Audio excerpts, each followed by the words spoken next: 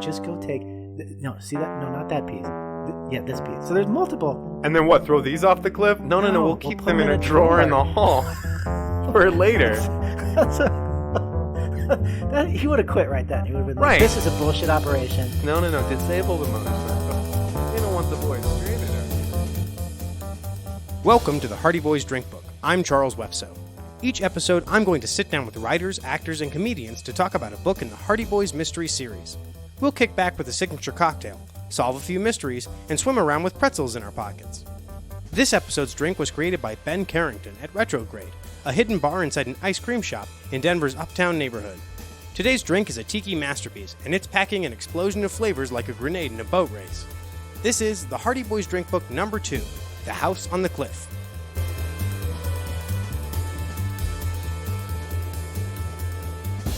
Hey everyone, welcome to the Hardy Boys Drinkbook Podcast. My name is Charles Wefso, and I am here with Adrian Bishop. Adrian is a producer, stand-up comedian, director, animator, private detective, father. What else, Adrian? Yes, chef, world-renowned chef. World-renowned chef. Traveler. All right. Of places. Not very far, unfortunately, but yes. Roaming the local roams. Adrian is Hi, here. Charles. Yeah, hi, Adrian. Thank you for joining me today. We have an important book to talk about. Yes. The book is the second book in the Hardy Boys Mystery Series, and it is called The House on the Cliff. A little introduction to the series. The Hardy Boys Mysteries were written by Franklin W. Dixon, who is better known as the inventor of arts and crafts. The first book in the series was published in 1927. More stories came out consistently until the 1950s. In 1959, the books were heavily rewritten, mostly to make them less racist. And when the 1950s thinks that you're racist, you have serious problems. So we're going to read the rewritten versions of the books because they're shorter and they're more easily available. And even though they don't constantly mention the fact that their friend Phil Cohen is a Jew, they're still pretty funny. I had no idea. It's amazing. That's honestly one of the best culturally insensitive things about the first editions of the book is that they have a friend who's Jewish, Phil Cohen, which wouldn't be a big deal, except they mention it every time. They do mention it in this book. They mention it once. Not just once. Not every time you meet Phil. That's They're awesome. like their Jewish friend, Phil Cohen. What? Oh, I know. That's amazing. One of the other ones that made it into this book is lithe as Indians, the boys crept across the lawn. But that's a compliment. That's not racist. No, not if it's a positive trait. First of all, Fenton. Can we just read the first sentence of the book? I think it's great. It's a great way to open. Okay. Do you want me to read it? Yeah, you can read it. So, you boys want to help me on another case? Fenton Hardy, internationally known detective, smiled at his teenage sons. Okay, that's such a great sentence. I know. He smiled a sentence at them. and right off the bat, I have a question about Fenton Hardy. Sure. And that is, what is an internationally known detective? Mike and I talked about that last time a little bit, and I asked him if he could name a single real-world detective. Yeah, what's a detective? How does he make his money? He seems to cooperate with the police. So he's like a consultant? He's not a private detective. He's not being hired by anyone. He just has cases. He just takes on cases. No, Fenton, I have a lot of questions about Fenton in this book. And it does start with him immediately sending them, to look for smugglers. Sends his teenage sons to look for smugglers. And then they find them right at the time he told them to go. Right away. I'll buy that. Yeah. Of the many things I had to buy while reading this book, that one's not too bad. So what was your overall experience reading this book? You said it's been a long time since you've read a Hardy Boys book? Yeah, I read this book, I think, in 1978 or 9, when I was 8 or 9 years old. So that's a good, I don't know what that is, like 30-something years. And it holds up. I mean, the adventure really holds up. It sucked me in, I gotta say. I got into it. Yeah. And I didn't think I would. But I love I ended up loving the Hardys. Oh, yeah. You have to. I mean, what a family. Mrs. Hardy, now what's her name? Now I feel bad. I should know. It isn't, I think her name is Laura. She's so great. I mean, she's there cooking meals. Always cooking big meals. Fenton, her husband Fenton, often, goes out on a case and doesn't show up for days. And she doesn't have a problem with that. She just calls the boys and is like, hey, boys, your dad's missing again. I mean, that's fantastic. She gets worried in this one. I felt like she did have a bit of, self-actualization at some point in this book. At the end of the book, she calls some other people and asks for help. Well, there you go. That's action. Yeah, exactly. She takes action. She asked other people for help. So, I was going to ask, what is the mystery of this book? Because it's supposed to be a mystery. And basically they get told to find these smugglers. They go out and look for them. Oh, actually, that's because the smugglers are smuggling drugs. Just valuable drugs. But they are valuable drugs. From India. Not illegal drugs. No, valuable drugs. Valuable drugs. That Fenton Hardy wants for some reason. How did Fenton Hardy get onto this case? How did that happen? Okay, so they go out.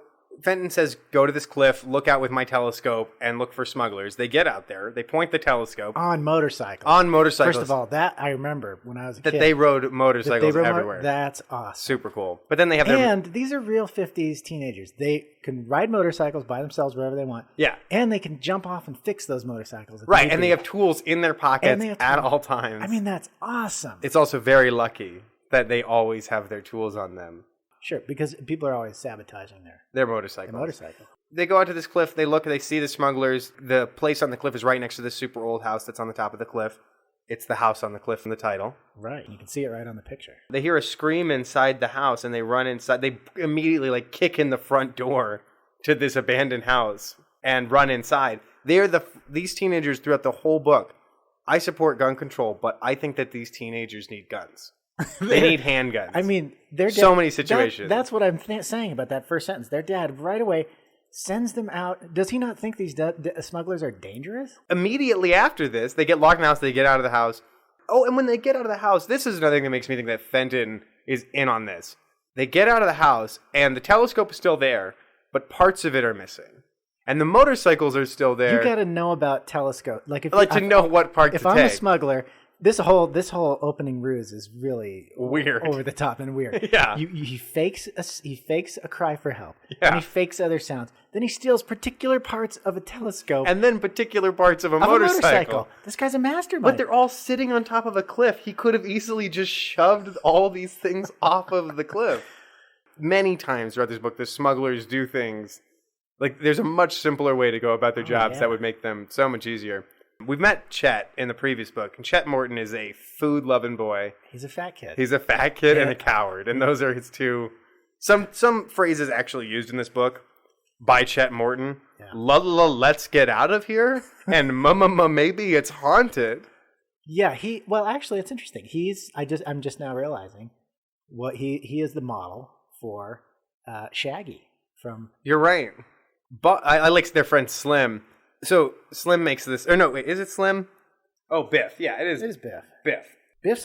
I think of Biff as kind of a bruiser, Yeah, he's tall and lanky, but the thing I really like is Biff makes this comment about, I have not had this much excitement in 6 months. And it's very clear that Biff lost his virginity 6 months ago and has just been using every opportunity to bring it up. Yeah. It's man, I haven't heard noises like that. Since you know when. And then we find out that he does need to get home for a date. But I love this. They find out he needs to get home for a date. He's like, can we head home? And then immediately they're like, hey, look, a boat race. Let's watch it. And Biff's like, okay. And then one of the boats, they're watching this boat race, and somebody throws a hand grenade. Which, raises the stakes through the roof. All of a sudden you're like, oh, they got locked in a house. Somebody messed with it. Then they drop off again. Oh, that's right. Yeah. Well, no, they see the grenade explode. The guy survives it. And the boys mount a very good and daring and immediate rescue of a man who, I'm sorry, he's had his internal organs liquefied by that grenade. Well, it was right next to him. I guess I made up that he jumped out of the boat before it exploded. Oh, maybe he did. They said there was a sheet of flame. Yeah. That must have been that's how I justify One of my favorite lines. What grenades make a sheet of flame? I don't know. Yeah. Maybe the boat was a sheet of flame? Yeah. Right, one of my favorite lines in the entire book. They couldn't have been the Coast Guard, even if they were in disguise. The Coast Guard doesn't use grenades. I love that. The idea of the Coast Guard being like, sir, your boat is unlicensed. Come here, we'll throw a grenade at you. Can I back up? Because I have a favorite line too. Okay. It's more of a sequence that I just think is fascinating. And it's back when the boys are on the cliff and they're setting up their telescope. Yeah. This takes about oh my god, a page. For a book that moves so fast and breezes over so much. Yeah, then he unfastens the locks. He lifts the telescope and the attached tripod, pulling the IN section first. It goes on and on. Joe turned 3 legs down and pulled out the extensions to the desired height. Then Frank secured the tripod legs with a chain to keep them from spreading. It's all of a sudden teaching us how to use a telescope. But I don't know how to. I couldn't follow most of it. It was just after a while, it was just moving pieces of machinery. Well, around. that's maybe because you didn't tighten the wing nuts on the tripod. Oh, lightly. That's another. You got to follow all these instructions. And then he mocks the other boys that are there for not knowing how it works. They look through it, and he's like, "Haha, you're not gonna see anything like that." And then Joe picks a piece out the balance weight. This will keep the whole thing from being top heavy. He pointed out. So I guess he's teaching the other boys why. But why does the narrator of the story need to teach us how to use it? There's a lot of things like that. Like at one point they get tied up, and it tries to teach us that you can stretch out your shoulders and your arms, that brings me to who is Franklin Dixon? Have you looked into this? Oh yeah, he's an interesting character. We'll do a whole episode on the history of Franklin Dixon. That's interesting because he clearly knows a lot of interesting things, like how to escape from being tied up, how to assemble a telescope. Oh, so they rescue this guy. They take him to this farmer. It's the dumbest couple of farmers ever. A guy has been in an explosion and nearly drowned, and they're like, "Let's leave him here. We'll call the hospital." Sure. Farmer's like, "No, he's fine. We'll give him soup. We'll give him soup, broth, and toast," which sounds gross. And then they get invited to dinner, and I'm sure Biff is like, "I told you guys I have a date. There's no way for me to call and tell her, can we please go home?" And Chet's like, "Yeah, sure, we'll stay for dinner." Yeah, but the dinners. Oh, that's what I meant. I meant to write this down. The food. Great food in this book.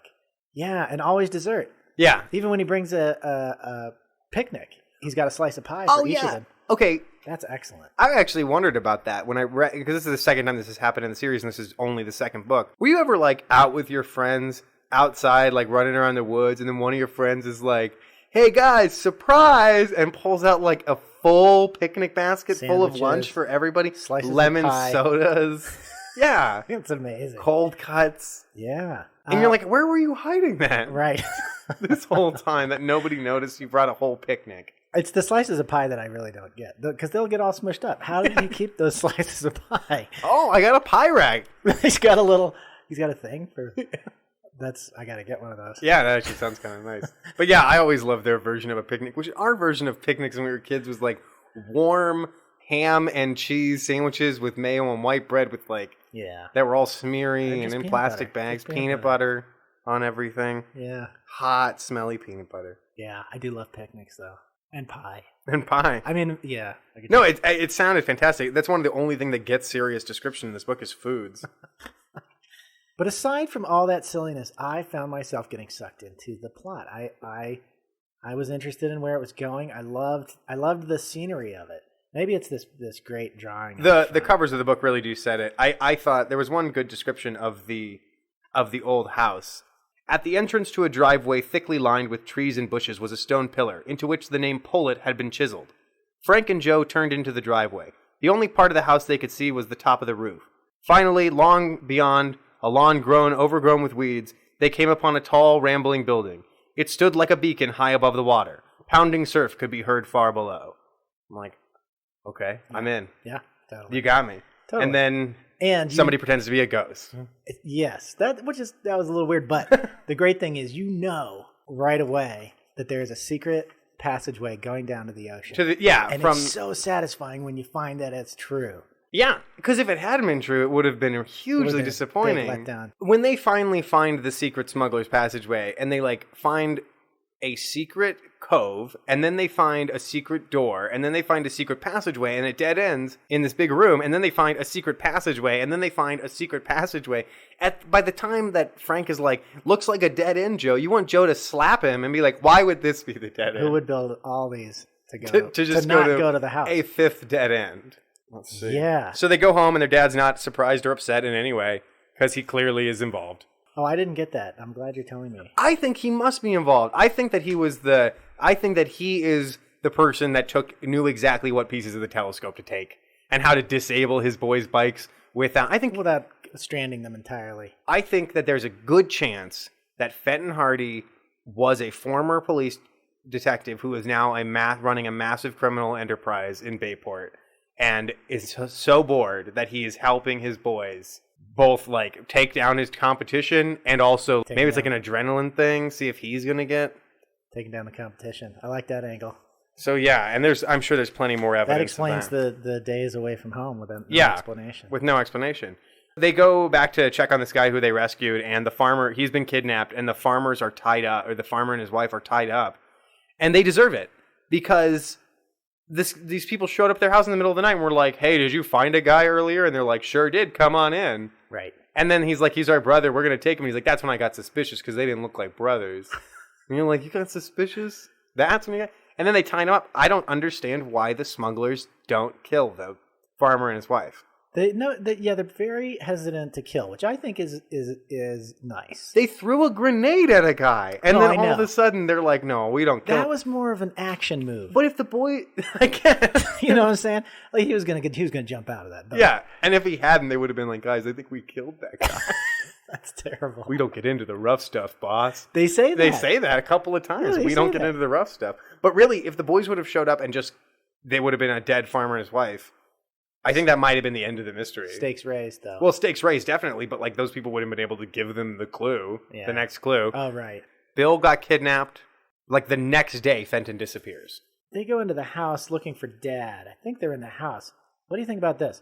The boys made a systematic search of the place. They found only one item which might prove to be helpful. It was a torn piece of a Turkish towel on which the word polo appeared. This could have come from some country club where they play polo, Frank figured. Or some stable where polo ponies are kept, Joe suggested. They're both wrong. They're both wrong. Very plausible. It's from a boat. Actually, so they go to this old farmhouse because Pretzel Pete. We haven't talked about Pretzel Pete. Oh, I love Pretzel Pete. They go down to the wharf because there's this guy who works in the dockyards and sells pretzels. Old pretzel I could read a description of the weirdo better. if you want.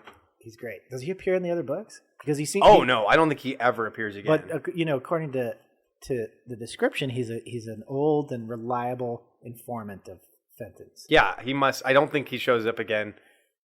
There's a character named Hobo Johnny in the last one who appears for like 30 seconds and then he's gone. And it wasn't until later that I think that might have been Fenton in disguise. And now I kind of wonder about Pretzel Pete. So this is the description of Pretzel Pete. Strolling toward them and hawking the product he had for sale came a comically looking individual. He wore a white cotton suit with a very loose-fitting coat. Around his neck was a vivid red silk handkerchief, embroidered with anchors.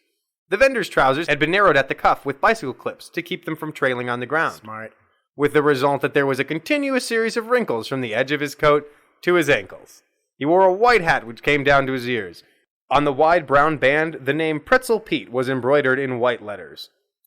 But wait, that's some gear, Frank murmured. Frank murmurs a lot. Yeah. Throughout the whole book, he's constantly murmuring to himself. I gave him a pass on that because at this point I'm hungry for pretzels, And again, they get me with the food. And they get a dozen pretzels. They get a dozen pretzels and shove them in their pocket. They're big, yeah, exactly. Soft vendor pretzels that they've just shoved into their pockets, which is great because then they immediately go when they're looking for their dad.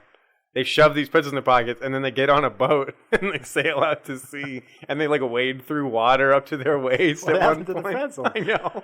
Oh. And then later... It's a waste of pretzel. So they find the secret cove. Their friend Tony Perito, who in the original books... Is he a rich kid? He must be. Well, he has a boat. Yeah. They refer to it as Tony's boat. I think it's Tony's parents' boat. I think so, too. And I think if they told him he couldn't drive it, he probably wouldn't be allowed to. He's Italian, and that's not even mentioned in this, but it's mentioned quite frequently in the original editions that Tony is an Italian. Well, you can kind of tell. Yeah, Tony Perito. They didn't stretch on that one. The boys have so many friends that you have to keep track of. By the end of this, they've added. That reminds me of my favorite part of the book, but I kind of want to save it. Okay, we'll save it. Yeah, it's at the very end. So they find the secret cove. They sneak in there. Oh yeah, they find out that the old house, the abandoned house that it sits at the top of the cliff. Now a bunch of people live there who are clearly the smugglers. Like they show up and they find their dad's hat and it's all covered in blood. And these people are mean. They're mean to them and they're like, well, we found it on the road, so what? And they're like, you have our dad's bloody hat? Still nobody thinks he's dead. I clearly got that they were uneducated. Yes, that's made quite clear. And that's a dead giveaway for smuggling. For smugglers and criminals. Are not smart. Snapman, the main suspect, goes from being described as having run-ins with smugglers in the past to being the king of the smugglers over the course of a book where he doesn't do anything. I don't understand how his reputation just goes up and up and up. His reputation gets quite big, and he he doesn't seem to pose much of a threat. No. Ever. He's a wuss. He won't let people like his smugglers murder. No. Yeah, Even when it's exactly what needs to happen. Should have killed him. They go through the long series of secret passageways after secret passageways. Yes. And they find Fenton being held captive, and he's being tortured, quote unquote tortured, but they refuse to torture him. Like, they won't even, like, punch him or rough him up. They say that they're going to starve him. Again with the food. That's the thing. Yeah, they're like, we've heard you love food. That's why I love these guys. Yeah, they're just going to keep him from eating food. And can you find, I want to find that. Like, it's so much more dangerous to keep a guy around, kill him. But they have that whole thing about, boss, we don't do the rough stuff. But they threw a grenade at a guy. I don't think they were throwing it at him. At him, you think they were incapacitating the boat. With the grenade in. With a grenade. He'll be fine. I want to find the part where they talk about Fenton's torture. Do you mind? Oh, yeah. No, that's fine. Yeah, that's it. Oh, right, because they write that note, Hardy, or you'll be sorry. Sure as my name is Snapman. That's perfect. That's so great. Why'd you just say your name, boss? Again, I think this is where Scooby-Doo got a lot of its sort of tropes, because, the bad guys seem to talk a lot like Scooby-Doo character, bad guys. Yeah, let him go hungry for a few days. That'll persuade him, put in one of the other men. This brought a hoarse laugh from his companions. You'll be hungry enough if you don't write that letter. And that becomes the plan. They're just going to starve him. Plan. But their whole smuggling thing is like over the next couple of days. So unless they think they're going to starve Fenton Hardy in like 48 hours. Yeah, and don't they get worried that he's actually going to, not write the letter, and then they're going to... And then the cops will show up or something? Yeah, and he'll be, they're going to... But they're going to leave him, right? When they To die. To die. That's but pretty hardcore. They won't... Well, yeah, they say when the boys get kidnapped later, they're like, with their dad.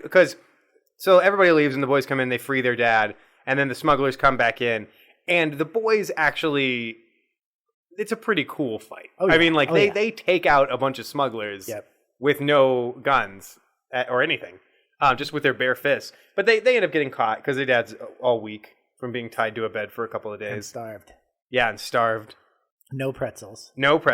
Or pie. When they get him to his feet and he's starving, he's like, do you have any food? And they're like, we have pretzels. But that's what I was thinking about. So they stuffed their pockets with a dozen pretzels. And then they waded through ocean water. Yes. Climbed all these stairs. And then their dad's like, do you have any food? And they pulled out a wad of soggy, damp pretzel goo. We're like, here you go, Pa. It's probably delicious. And he ate it. And he just wolfed it down. It's probably really good. Extra salty from the salty. ocean water. And the water was much cleaner back then. You didn't have to worry. Harbor water you was could just scoop cleaner up some harbor water and 20. dip your pretzels in it. That's perfectly acceptable. It would have been delicious. I bet it would have been. But they get caught again, obviously. And then they say that they're going to put him on a ship and like ship him off to India. Oh, that's great. They're like, we'll just tie him on the boat and ship him off to India. And then they're like, the captain has a habit of throwing people overboard or something. He's like, maybe the captain of the ship will kill him. And I'm like, well, that's just killing them then. That's just but you don't know. Washing your hands of it. No, that's an acceptable way to deal with someone that you don't want to kill, I think. It seems like they're those criminals that like break into houses but don't carry guns specifically because they're like, no, I'm not going to get charged with an armed robbery. Yeah. Breaking and entering is one thing. No, but I don't think they're worried about the charges. They're very confident that they're gonna get away with just fine. Yeah. but it's more that they're a little squeamish about the killing. Walking away and letting someone starve, or putting him on a shipping container and letting a crazed foreigner throw him overboard. That's out of their hands. I think that's pretty good. That's how I want my criminal organization to operate, for sure. Oh yeah, definitely. I like that level of, and I want pie. Yeah, You're getting distracted again. I'm sure there's at least one more opportunity for everybody to eat pie before the book is over. Good. They end up in the house, hiding in an attic. Then they get held as hostages again. Like they keep escaping, getting captured. Oh, and then but this time they're in the attic. They're in the attic. Greatest. And then there's this massive scene shift that at first I was like, I don't think this needs to be in the book. All of a sudden it cuts to Chet and Biff going to the Coast Guard and getting the police. Yep. And then like the Coast Guard, everyone immediately believes these kids, which would never happen. They would maybe give them a ticket for breaking curfew or something. Mm-hmm. Or a blood test. Yeah, exactly, to see what drugs they were on. Those kids would be at the police station until like 8 o'clock in the next morning. Yeah. But instead, they're just like, okay, let's go. They use civilian boats to go catch these smugglers. Weird.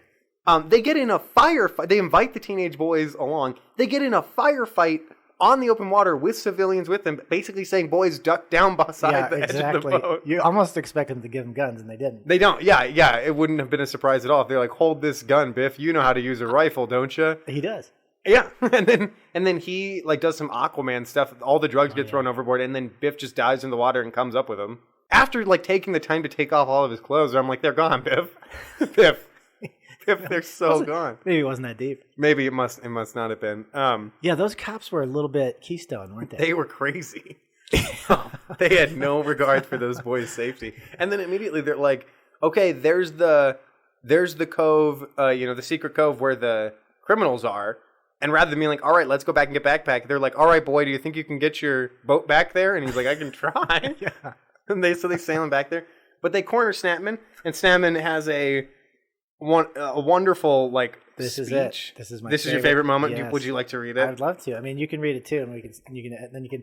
Well, first he just starts giving up all the evidence: the eyepieces to the telescope, the motorcycle tools. Yeah, he tells them, he's like, well, they're not going to do me much good. They're all in the drawer in the hallway. And you're like, why'd you keep them, weirdo? You were on a cliff. You could have thrown all of that stuff off the cliff. So weird that he kept them. Okay, but then here it is. Mr. Hardy, I envy you. And I never thought I'd be making this kind of confession. You know almost everything about what I've been doing. I'll tell the whole story later, since they're going to find the Coast Guard officer Ayres on Foster's ship. There's no use in holding anything out any longer. I said I envy you, Mr. Hardy, because you brought up two such fine boys, and they got swell friends. Me, I wasn't so lucky. My father died when I was little. I was pretty headstrong, and my mother couldn't manage me. I began to make the wrong kinds of friends, and after that, you know how it is. Yeah. And then he says he's going to turn the old house into like a boys' home, which is one of the things where the cops are like, sure you are, Felix. That'll look, tell it to the judge, buddy. Yeah, so that's just the beginning, right? He has a complete reversal. Reversal of identity, really. It's wonderful. I think it's wonderful. I was blown away by how quickly, he gave up. And then when he makes that revelation that he's like, oh, I'll tell you where we're keeping the Coast Guard guy. I had completely forgotten about the guy who was almost blown up by the grenade, who they took to the farm. From the farmer's house. I completely forgot, because once their dad got kidnapped, I forgot about the other guy that got kidnapped. Yeah. I assumed he was dead.